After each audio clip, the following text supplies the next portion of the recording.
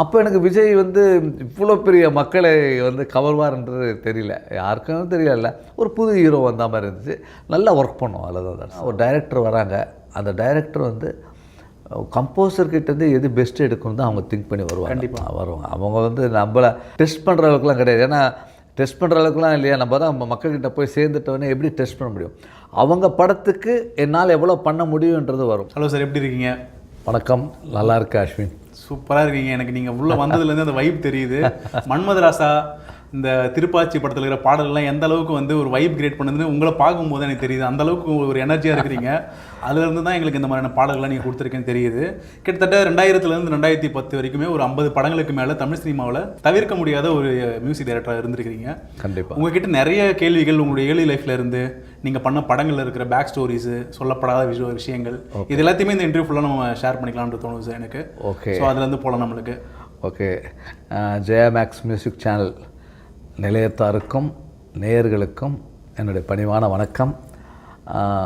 எப்பவுமே வந்து ஃப்ளாஷ்பேக் பற்றி பேசும்பொழுது நம்மள அறியாமே வந்து ஒரு சந்தோஷம் கிடைக்கும்.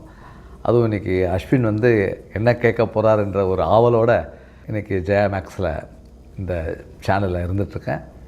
கண்டிப்பாகவே எல்லா கொஸ்டினும் அவர் கேட்குற கொஸ்டினுக்கு உங்களுக்கு பிடிச்ச மாதிரி நான் ஆன்சர் சொல்வேன்ற நம்பிக்கையோடு கேளுங்க. எப்பயுமே வந்து எல்லாருக்கிட்டையுமே வந்து மியூசிக் வந்து அவ்வளோ சீக்கிரத்தில் வந்து ஓட்டிடாது. நல்லா எல்லாருமே பாட்டு கேட்குறோம், எல்லாருக்கிட்டையுமே மியூசிக் பண்ணணும், அதை க்ரியேட் பண்ணணுன்ற மாதிரியான ஒரு இது வராது. உங்களுக்குள்ளார எப்போ மியூசிக் வந்தது, எப்போ நீங்கள் அதை ஃபீல் பண்ணீங்க? செல்ஃப் அனலைஸ் பண்ணுற மொமெண்ட் இருக்கும்ல. என்னுடைய அந்த ஸ்கூலிங் போகும்பொழுது கொஞ்சம் படிப்பில் கொஞ்சம் பின்தங்கி இருக்கிறதுனால எனக்கு அந்த மியூசிக் மேலே ஒரு பெரிய ஆர்வம் வந்துடுச்சு, ஈடுபாடு வந்துச்சு. லாஸ்ட் பெஞ்ச் ஸ்டூடெண்ட்டா நீங்கள்? ஏன்னா லாஸ்ட் பெஞ்ச் ஸ்டூடெண்ட்டில் இருக்கிறது இந்த கல்ச்சுரல் ஆக்டிவிட்டீஸ் பண்ணுறது, இந்த மியூசிக் இது பண்ணி. எஸ், ரியலி நானே தேர்ந்தெடுத்து கடைசி பெஞ்சுக்கு போயிடுவேன். நான் அங்கே குவைட்டாக வாத்தியாருங்க பாடம் நடத்திட்டு இருந்தாலும் என் மனசுக்குள்ளே வேறு தாளம் கட்டும், வேறு மாதிரி ஒரு மியூசிக்கும் ஓடிட்டு இருந்த காலம்லாம் இருக்குது. நிறைய மாஸ்டர்கிட்ட வந்து நான் திட்டு வாங்கியிருக்கேன். நீ மட்டும் இல்லாமல் மற்றவங்களெலாம் திசை திருப்புறன்ற மாதிரி நிறைய பேருக்கு வந்து நான் வந்து அவங்களோட பாதையை கூட மாற்றிருக்கேன். ஏன்னா வந்து நிறைய பேர் ஃப்ரண்ட்டில் இருப்பாங்க, ஃப்ரண்ட் பெஞ்சில். ஆனால் சர்ச் பண்ணி பேக் சீட்டில் என்னோட வந்து உட்காந்து ஒரு கொலாபரேஷனுக்காக என்னோட சேர்ந்து பாடுறதுக்காக பின்னாடி வருவாங்க. ஸோ இப்படி அந்த ஸ்கூலிங் தான் என்னுடைய லைஃப் சேஞ்ச் பண்ணுது. Basically I M A Veena player. அப்பா வந்து ஹார்மோனியம் பிளேயர், அது நல்லா தெரியும்.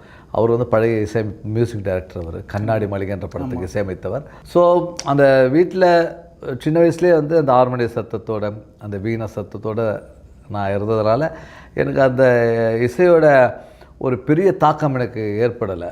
எனக்கு ஒன்ஸ் நான் ஸ்கூலிங் போகும்போது இசைஞானி அவர்களுடைய செந்தூர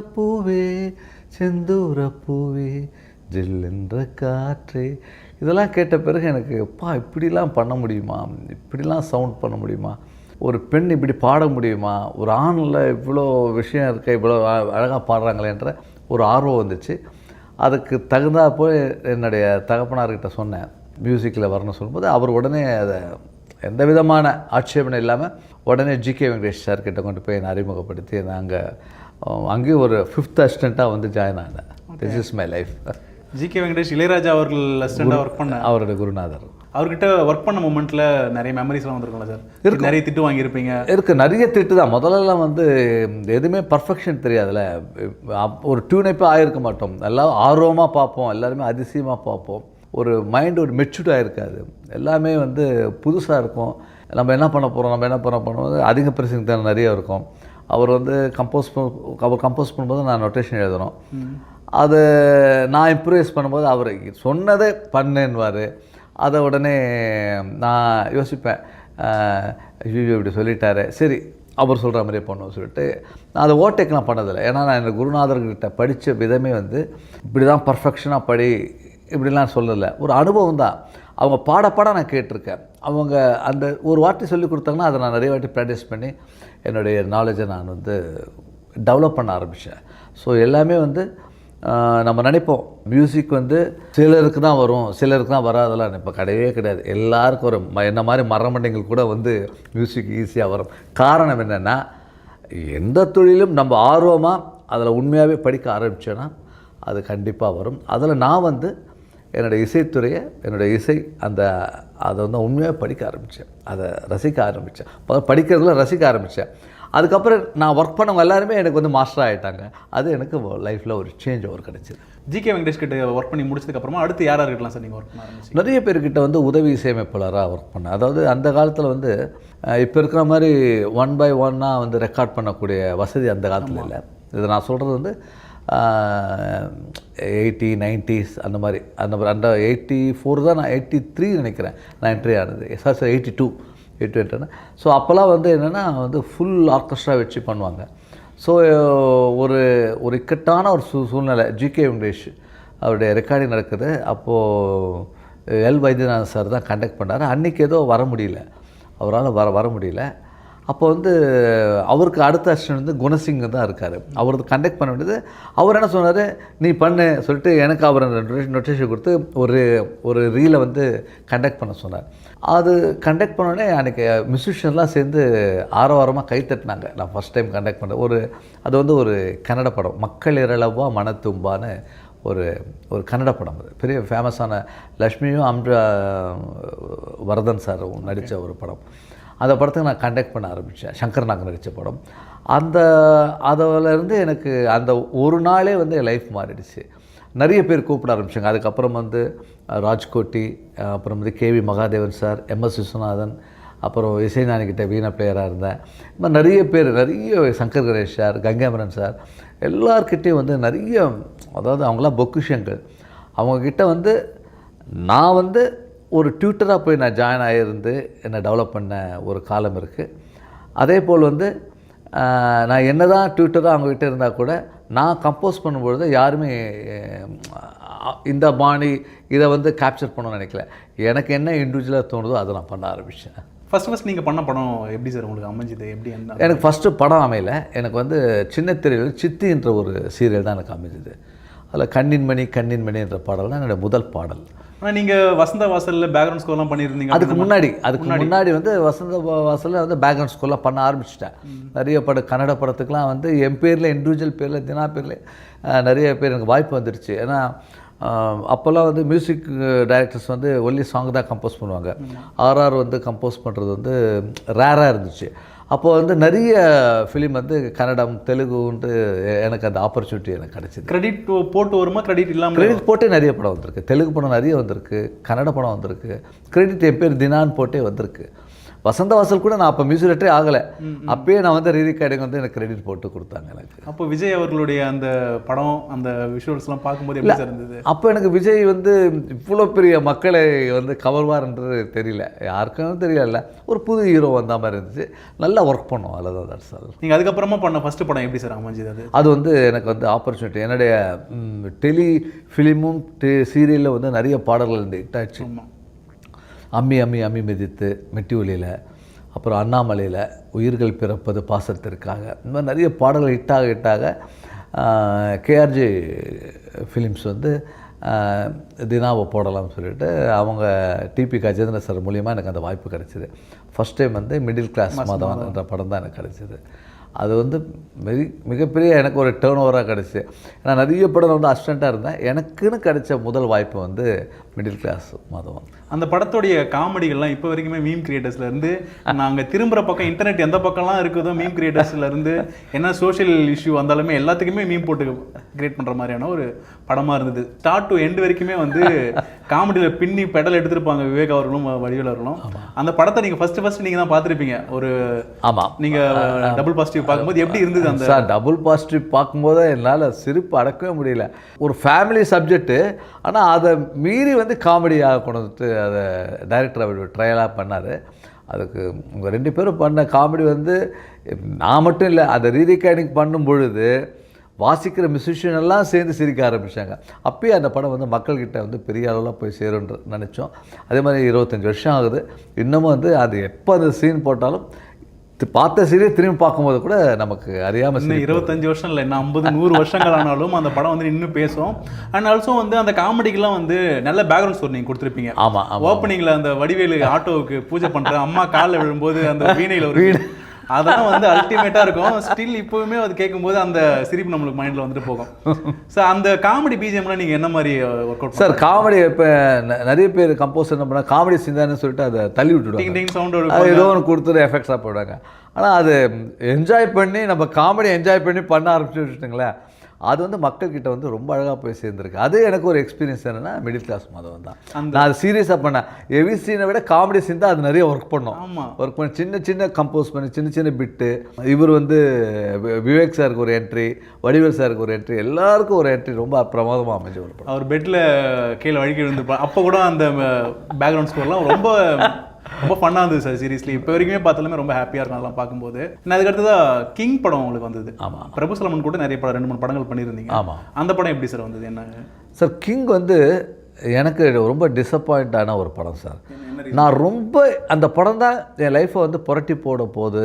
அப்படி நான் டபுள் பாசிட்டிவ்லாம் பார்த்த உடனே என்னால் அந்த நாசரும் விக்ரம் நடித்த சீன்லாம் வந்து டுவர்ட்ஸ் கிளைமேக்ஸ் ஸ்னேகெல்லாம் அடிக்கும்போது ரியலி நான் வந்து இது வந்து ஒரு பெரிய காவியமாக போது நாங்கள் நினச்சிட்டு இருந்தோம். அது ரீரெக்கார்டிங்லாம் பண்ணுறோம், படம் பார்த்து பார்க்குறோம் கூட நல்லா இருக்குன்னாங்க. ஆனால் அந்த சமயத்தில் அது வந்து பெரிய அளவில் ஈடுபடாமல் போனது வந்து எனக்கு மிகப்பெரிய, எனக்கு நானே ஃபெடப்பாயிட்டேன். இனிமேல் நம்ம சினிமாக்கே நம்ம லாக்கி இல்லை. ஏன்னா 2 படம் பண்ணிட்டோம், பெரிய இதில் வந்து சீரியல் வந்து ஹிட் சாங் மாதிரி அதில் வரலையே. படம் நல்லா இருக்குது, பட் சாங் என்னால் புஷ்அப் பண்ண முடியல என்ற நான் உண்மையாகவே டிசப்பாயிண்ட் ஆகிட்டு, சரி நான் இனிமேல் சீரியல் பக்கமே போயிடலாமல் கூட நான் வந்து அப்போ எனக்கு மைண்டு எனக்கு தோணுச்சு. எனக்கு எதனால், எந்த ரீசனால் பாடல்கள் எதுவும் சார் மக்கள் வந்து ஏற்றுக்கணும் சார். எது பண்ணாலும் நம்ம என்ன பண்ணாலும் நம்ம திருப்தின்றது 2வது. ஆனால் நம்ம யாருக்காக பண்ணுறோம்? மக்களுக்காக பண்ணுறோம். அவங்க திருப்தி இடம் இல்லை, அந்த படம் ஓடலை, அந்த படம் வந்து அந்த சாங்கை வந்து கொண்டாடலை, அந்த சாங்கை பெரிய அளவில் கொண்டு வரலன்னு சொன்ன உடனே என்ன ஆகிடுது நமக்கு மைண்ட்ஸில் ஒரு இப்போ நீங்கள் பாருங்கள் மெட்டி ஒலியெலாம் பாடல் வந்து வந்து ஒரு நாள் ரிலீஸ் ஆகுதுன்னா அடுத்த நாளே வந்து உலகத்தில் இருக்க தமிழ் எல்லாருமே அதை பற்றி பேச ஆரம்பித்தாங்க. இந்த படம் ஏன் பண்ணலைன்னும் போது எனக்கு ரொம்ப டிசப்பாயின்மெண்ட், உண்மையாக ஃபெடப் ஆகிட்டேன். இல்லை, எனக்கு ஒரு டவுட் இருக்கேன். எப்பயுமே மியூசிக் டைரக்டர் வந்து எந்த டியூனை வந்து பிக் பண்ணுறாரோ ஒரு விஷயம் இருக்குல்ல சார். நீங்கள் மேபி வேறு நல்ல டியூன் கொடுத்து பிரபு சலமன் சைட்லேருந்து டியூன் மிஸ் ஆனது அந்த மாதிரியா, இல்லை எப்படி சார்? இல்லை அந்த மாதிரிலாம் கிடையாது. என்னதான் டைரக்டர் சுச்சுவேஷனோ கூட நமக்கு பிடிச்ச மாதிரி தானே அவங்க அது கடைசியில் அதில் ஓகே பண்ண போகிறாங்க. அவங்களுக்கு பிடிச்ச மாதிரிலாம் ஓகே பண்ணவே மாட்டாங்க. அதுதான் அது வந்து ஒரு நாம்கே வாசனுவாங்க அது. ஏன்னா ஒரு டைரக்டர் வராங்க, அந்த டைரக்டர் வந்து கம்போசர்கிட்டேருந்து எது பெஸ்ட்டு எடுக்கணும் தான் அவங்க திங்க் பண்ணி வருவாங்க. கண்டிப்பாக வருவாங்க. அவங்க வந்து நம்மளை டெஸ்ட் பண்ணுற அளவுக்குலாம் கிடையாது. ஏன்னா டெஸ்ட் பண்ணுற அளவுக்குலாம் இல்லையா, நம்ம தான் நம்ம மக்கள்கிட்ட போய் சேர்ந்துட்டோன்னே எப்படி டெஸ்ட் பண்ண முடியும்? அவங்க படத்துக்கு என்னால் எவ்வளோ பண்ண முடியுன்றது வரும். அப்போது ஒரு காலகட்டத்தில் இந்த படத்துக்கு இந்த சுச்சுவேஷனுக்கு நான் பண்ண டியூனு அவருக்கு பிடிச்சிருக்கு, எனக்கும் பிடிச்சிருக்கு. அப்படி ஒர்க் பண்ணியும் 2 பேருக்கு பிடிச்சும் அது வந்து எடுபடாத போது தான் நமக்கு டிசப்பாயின்மெண்ட் ஆகுது இல்லை உங்களுக்கு. அப்போ யாரை சொல்லியும் குற்றம் இல்லை, இது யாரை சொல்லி, தயாரிப்பாளர் சொல்லி குற்றம் இல்லை, டைரக்டர் சொல்லி குற்றம் இல்லை, ஆர்டிஸ்ட்டை சொல்லி குற்றம் இல்லை. எல்லாரும் அந்த படம் வந்து நல்லா வரும்னு நினச்சோம், ஆனால் அது வந்து பெரிய அளவில் போய் சேரும். ஃபெடப்பாக இருக்கிறீங்க. அடுத்து தான் வந்து உங்களுக்கு திருடா திருடி அதுக்கு தான் சொல்கிறேனே, கிருஷ்ணகாந்த் தான் வந்து கிங்கு படம் எடுத்தவர், அந்த ப்ரொடியூசர் தான். சாலமன் பிரபுசாலர் வச்சு பண்ணார். அதுக்கு அடுத்த படம் வந்து தனுஷை வச்சு சுப்பிரமணியா வச்சுட்டு திருடா திருடிக்கு வரார், என்கிட்ட வந்து கேட்குறாரு. சரி விடுங்க தினா சார், அடுத்த படம் பண்ணுங்கன்னாரு. நான் உண்மையாக சொன்னேன், சார் வேணாம் சார், எனக்கு வந்து இந்த படம் செட் ஆகலை, கொஞ்சம் கேப் விடுறேன் சார், நான் அப்புறம் பண்ணுறேன் சொல்லி நான் ரெஃப்யூஸ் பண்ணேன். திருடா திருடியை வரலட்சுமியே வேணான்ற மாதிரி ரெஃப்யூஸ் பண்ணேன். அப்போது வந்து சுப்பிரமணியா வந்து இல்லை சார், பார்ட் வந்து உங்களுடைய இசையோ அந்த படத்தை யாரும் தப்பு சொல்ல, மக்கள்கிட்ட அந்த சமயத்தில் இது ஈடுபடலை, அதான் ஒரு பார்ட்டை விட எல்லாருக்கும் அது நடக்கிறதா சார், நீங்கள் இதை ட்ரை பண்ணுங்கள் சொன்னேன். நான் ஃபஸ்ட்டுலாம் ஒத்துக்கவே இல்லை சுப்பிரமணியாவுக்கு. அப்புறம் ஒரு 2-3 வாட்டி வந்து எனக்கு கதை மட்டும் கேளுங்க சொன்னேன். சரி கதை சொன்னார். கதை ரொம்ப நல்லா இருந்துச்சு, எனக்கு பிடிச்ச மாதிரி ஒரு லோக்கல் பேஸ்ட் பண்ணி யூத்து எனக்கு உண்மையாகவே பிடிச்சது எனக்கு. அப்போ கூட கேட்குறேன், நான் வந்து முருகானந்தத்துக்கிட்ட கேட்குறேன், சார் இப்போ கிங்கு சரியாக போகல, நீங்கள் வேறு மியூசிக் வச்சு பண்ணிக்கோங்க சார். நீங்களே சொல்கிறீங்க? நானே சொல்கிறேன், வேறு மெசேஜ் பண்ணிக்கோங்க சார். ஏன் சார் எல்லாம் ஆப்பர்ச்சுனிட்டி வரல நெக்ஸ்ட்டு? அப்போ என் மனநிலை அப்படி இருந்துச்சு. பண்ணிக்கோங்க சார்னு. இல்லை சார் அது நீங்கள் உங்கள் பார்ட்டுக்கு நல்லா தான் பண்ணீங்க, இதை ட்ரை பண்ணுங்கள் சார், அது ஏதோ மிஸ் ஆச்சு விடுங்க. நாங்களே ஃபீல் பண்ணல, தயாரிப்பாளர் நானே அதை பற்றி ஃபீல் பண்ணல, நீங்கள் ஏன் சார் ஃபீல் பண்ணுறீங்க, அதான் நானே ஃபீல் பண்ணேன், நீங்கள் ஏன் சார் பெருசாக ஃபீல் பண்ணுறீங்கன்னு சொல்லிட்டு என்னை வந்து டக்குன்னு மண்டையில் கொட்டுற மாதிரி ஒரு ஒரு ஒரு வார்த்தையை சொன்னார். நானே ஃபீல் பண்ணல, நீங்கள் எதுக்கு சார் ஃபீல் பண்ணுறீங்க? கண்டிப்பாக அது ஒரு உத்வேகத்தை, அது ஒரு ஆமாம் யோசிச்சு பார்த்தேன். இப்போது நமக்கு பாடல்லாம் பண்ணால் நமக்கு எந்த லாஸும் இல்லை. மக்கள் நமக்கு வேலை பண்ண சம்பளம் வாங்கிடுறோம், அதுக்கு ஒர்க் பண்ணவங்களுக்கு சம்பளம் வாங்கி கொடுத்துட்றோம். படம் லாஸ் ஆனால் கூட நமக்கு எது பெருசாக அதில் வந்து கிடையாது. ஏன்னா நம்ம ஒரு எய்ம் வச்சுட்டு போயிடும், படம் பெரிய ஹிட்டாக இருக்கும், ஒரு எய்ம் வச்சுருப்போம், அது மிஸ் ஆகிருக்கும். ஆனால் தயாரிப்பாளர்கள் அது இல்லை, டோட்டலாக அவங்க அந்த பணத்தை எவ்வளோ பணத்தை இன்வெஸ்ட்மெண்ட் பண்ணியிருப்பாங்க.